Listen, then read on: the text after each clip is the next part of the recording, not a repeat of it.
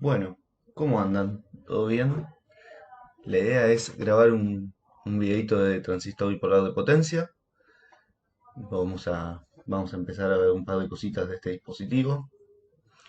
No vamos a hacer una gran explicación de lo que es un transistor bipolar, porque ya lo venimos trabajando desde el año pasado, pero sí vamos a dedicar este video principalmente a ver qué diferencias hay entre un TVJ de corriente y un TVJ de potencia. Lo primero que tenemos que saber es que el TVJ en potencia lo vamos a utilizar principalmente, como ya dijimos varias veces en clase, en los modos de corte y saturación. ¿Por qué? Porque en electrónica de potencia el transistor se usa como llave. Y nosotros para decir que el transistor se comporta como una llave de circuito abierto, vamos a decir que está en modo corte, como ya vimos el año pasado.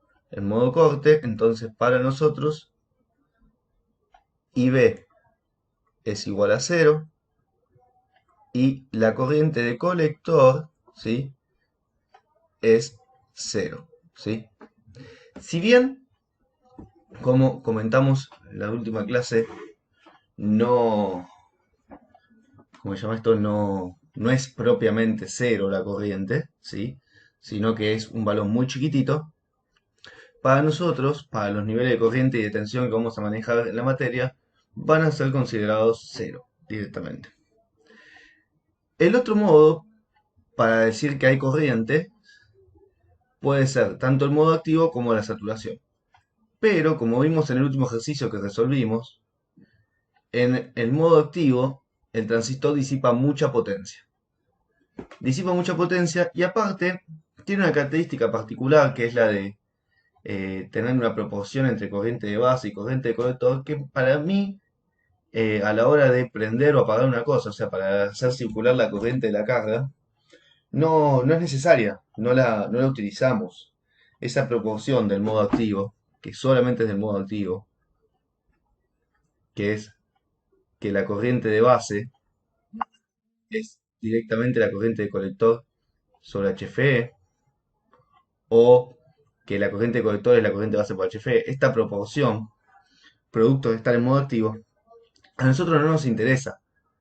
Y tal es así que no nos interesa que nosotros la corriente del colector vamos a querer que la defina la carga, no que la defina nuestra base, ¿sí? Para nosotros, el transistor va a tener que saturar, porque yo en la base le voy a agarrar, le voy a poner un 1 lógico, y voy a decir, bueno, el 1 lógico para nosotros es que circule corriente por el colector, en el caso de un NPN, por ejemplo. De hecho, vamos a ver que en potencia la mayoría de los transistores bipolares son NPN. No hay tantos TVJ del tipo PNP en electrónica de potencia. La mayoría de los componentes son del tipo NPN. Bueno, hecha esta introducción, entonces nosotros sabemos que en la saturación lo que ocurre es que la corriente de colector es fijada por la carga,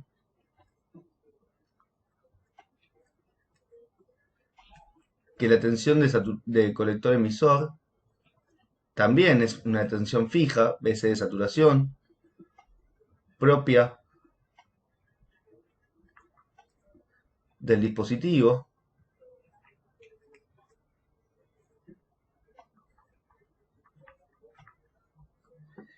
Y por otro lado sabemos que disipa, disipa menos potencia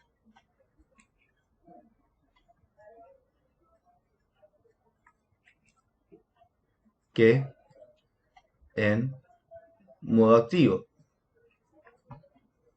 Pero hasta ahora son todas ventajas. No tiene ninguna desventaja el transistor. Mentira, sí, tiene desventajas el transistor bipolar.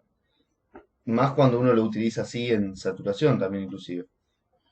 Si nosotros recordamos un poquito cómo son las curvas características de salida del transistor, recuerden que las curvas características de salida me daban información de cómo es la corriente de colector. frente a una corriente, a una tensión BCE que varío y ante ciertas respuestas o ciertas variaciones de corriente de base. Es decir, yo tengo acá una corriente de base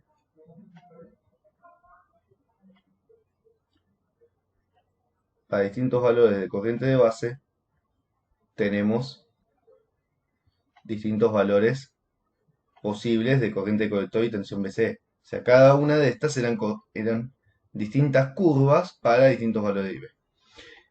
Y lo más importante de esta curva característica es que nosotros podíamos delimitar acá la zona del corte.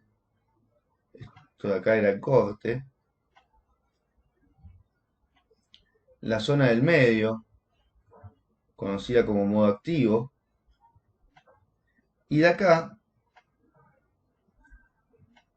teníamos la zona de la saturación. ¿Y cómo polarizábamos nuestro transistor? Y bueno, nosotros teníamos un circuito de salida, una recta de carga, se trazaba acá una recta de carga estática o dinámica, ¿sí? Trazábamos una cierta recta de carga y decíamos que nuestro punto Q siempre iba a estar ubicado sobre esta recta. Entonces, cuando yo tengo un transistor al corte, lo que estoy haciendo con esta recta de carga estática es poner un punto Q acá. Acá tenemos el Q al corte. Y cuando el transistor conmuta, o sea, cuando yo le pongo, paso de tener un 0 lógico a tener un 1 lógico en la base, lo que estoy haciendo es hacer que el transistor pase del modo corte a un punto Q, por ejemplo, acá. Q en saturación. Ahora, ¿es instantáneo este cambio del corte de la saturación? No, no es instantáneo el cambio del corte de la saturación. Esto, entre el corte y la saturación, pasa por lo que se llama el modo activo. Lo cual quiere decir que durante este tiempo, en donde yo conmuto del modo corte al modo saturación, que es el de menor potencia disipada, en el interín, en el que el transistor cambia internamente, pasa del modo corte a la saturación, pasó por el modo activo. ¿Y cuál es el problema que pase por el modo activo? El problema para que pase por el modo activo está en que nosotros dijimos que justamente en este modo es donde el transistor disipa potencia. Es por eso que en estos transistores, y esto también ocurre en realidad en los transistores de baja señal, pero no se ve tanto reflejado por las corrientes que uno maneja, son corrientes chicas, entonces esa potencia disipada no afecta tanto, pero en potencia en particular, donde yo tengo corrientes interesantes, esta conmutación del corte de la saturación afecta. Y afecta en la potencia disipada del dispositivo. Por eso, el dispositivo tiene una potencia disipada que va a ser la potencia de Ohm, la que todos conocemos, IC por VCE, más la potencia de conmutación, más la potencia de la base. Bueno, pero nosotros cuando trabajamos con transistor, no en potencia, sino en baja señal, que es lo que ustedes estuvieron acostumbrados y vieron todo el año pasado, esta potencia directamente no existía porque nosotros no hablábamos de conmutación, no hablábamos de pasar del corte a la saturación, de la saturación al corte, para nosotros era instantáneo esto, hablábamos siempre en régimen permanente, no la teníamos en cuenta, y mucho menos teníamos en cuenta la potencia en la base. ¿Por qué no teníamos en cuenta la potencia en la base? No la teníamos en cuenta porque la corriente de base era chica, del orden de los microamperes, a lo sumo como mucho 1 miliampere, 10 miliamperes. Y esta potencia se calcula haciendo IB por BBE. Si recuerdan, la tensión base emisora de un transistor ronda como muy grande en el caso de un Darlington en 1,4 volt y como muy chica en 0,7 volt. Si yo tengo una corriente de base muy pequeña, del orden de 2 microamperes, y lo multiplico por 0,7 volt, esta potencia es recontra, pero recontra despreciable. La conmutación, ya dijimos recién, no la analizábamos directamente la potencia que se disipaba cuando estaba encendido, en modo de ohm, que podía ser o en modo activo, con una BCE distinta de la de saturación, o en saturación con la BCE igual a la saturación. Y de ahí es que hablábamos y decíamos, sí, bueno, ven que como la BCE de saturación baja a 0,2 volt frente a una BCE común de 2 volt, 3 volt, 5 volt de un modo activo, la potencia disipada en modo activo es mucho mayor que la disipada en saturación. Y eso es válido y es totalmente cierto. Y es el mismo motivo por el cual acá el transistor lo usamos en saturación y no en modo activo. Pero no hay que perder de vista que ahora la conmutación existe. Yo voy a estar prendiendo y apagando este transistor. Ya sea cuando haga una fuente switching, que voy a estar conmutando en alta frecuencia, o cuando haga un variador de velocidad para un motor de continua, que voy a estar haciendo una señal de pulsos modulada. Distintas cosas que vamos a ir viendo a lo largo del año.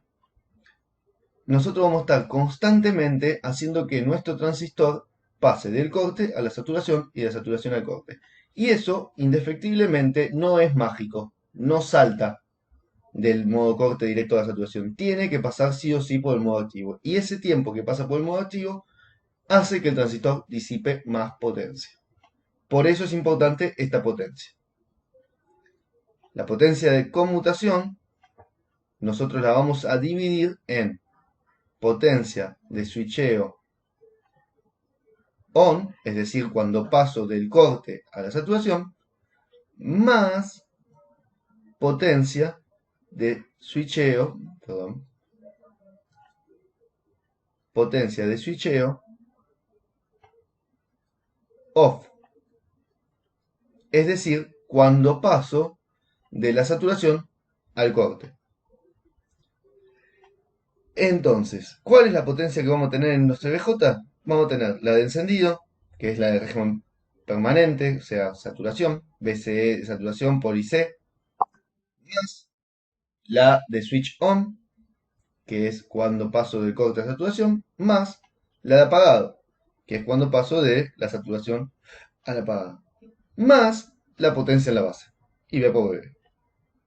Esta es la potencia que disipa nuestro dispositivo. Entonces, primera condición nueva, si se quiere, del transistor de potencia, aparece la potencia de conmutación y aparece el cálculo de la potencia de la base, que son apreciables frente a los transistores usados en baja señal. Otra característica a tener en cuenta cuando yo elijo un transistor, bueno, como nosotros vamos, como dijimos recién, a conmutar a nuestro transistor, es importante que el mismo pueda funcionar a la frecuencia de trabajo. Entonces, otra característica importante de mi transistor va a ser la frecuencia de transmisión o frecuencia de corte. Esta frecuencia está asociada a la máxima frecuencia que el transistor puede pasar del corte a la saturación y de la saturación al corte. Esta es la frecuencia de trabajo. En algunos transistores por ahí ronda cerca de los megahertz, en otros por ahí ronda cerca de los cientos de kilohertz. Algunos más lentos que por ahí manejan más corriente pueden andar por ahí en el orden de los kilohertz bajos, o sea, 10K, 1K por ahí. Pero es dato del fabricante. ¿Sí? El fabricante me va a decir, mira, este transistor tiene una frecuencia de trabajo máxima de tanto.